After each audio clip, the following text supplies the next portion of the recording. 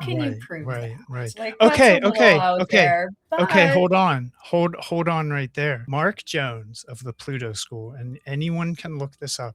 Before he was an astrologer, he was a psychologist, and he focused on prior life regression hypnotherapy, and he kept charts on his patient, okay?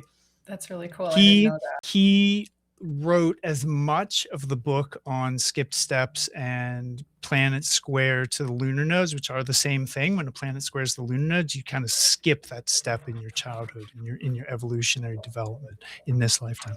And he agreed. Okay, it was because of Jeffrey Wolfgreen's teachings that Jeffrey Wolfgreen was teaching, like, oh no, skip steps are like this. You'll T squares to lunar nodes are like this. If you don't resolve it, you'll wind up.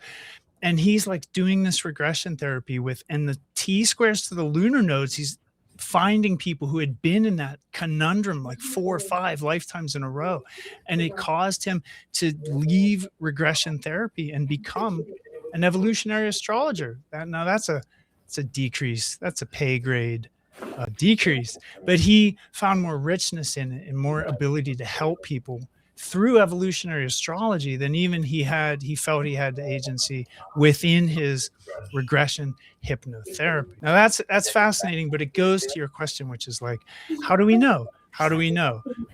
There are some tools, and the tools we have to get into people's prior lives indicate the what's the word I want to use? They indicate the idea that that's accurate, that things can persist over lifetimes or become like real problematic like that.